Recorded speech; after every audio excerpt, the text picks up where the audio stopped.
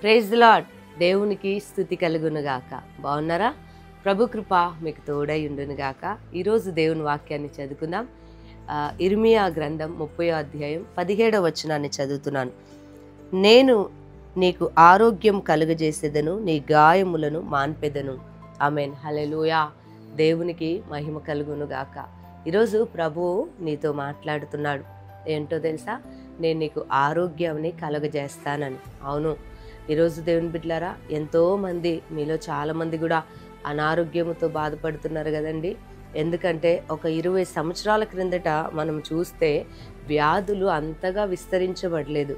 కానీ ఈరోజు ఎన్నో వ్యాధులు, పంటి సమస్య, కంటి సమస్య, కడుపు సమస్య, నరాల సమస్య, ఇలా చెప్పుకుంటూ పోతూ ఎన్నో వ్యాధులు విస్తరించబడుతున్నాయి. చూడండి, ఎక్కడ చూసినా హాస్పిటల్స్ ఓపెన్ అవుతున్నాయి. కారణం ఏంటంటే అంతు చిక్కని వ్యాధులతో కూడా చాలామంది బాధపడుతున్నారు.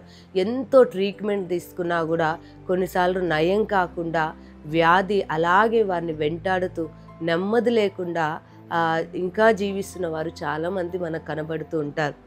అయితే ఈరోజు మీకు ఒక శుభవార్త. ఏంటో తెలుసా? ఈ లోకంలో పేరు పొందిన వైద్యుల కంటే గొప్ప వైద్యుడు మనం ఆరాధిస్తున్న యేసయ్య. అవును, పేరు పొందిన వైద్యుల దగ్గరికి వెళ్ళినా, పవర్ఫుల్ మెడిసిన్ వాడినా కొన్నిసార్లు స్వస్థత కలగదు.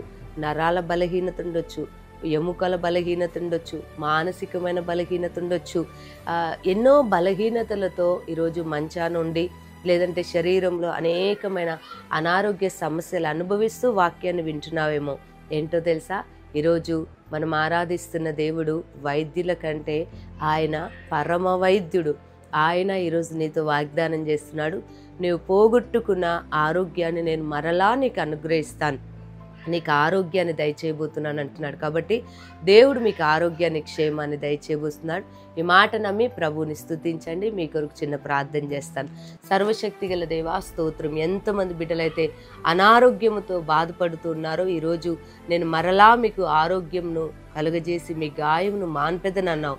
ప్రభువా, నీ బిడ్డలను అయా ప్రాణాత్మ దేహమును మీరు శుద్ధి చేసి స్వస్థపరిచి వారి గాయములను మీరు మాన్పమని యేసు నామములో ప్రార్థిస్తున్నాను తండ్రి. ఆమేన్. ప్రభు మిమ్మల్ని దీవించునుగాక.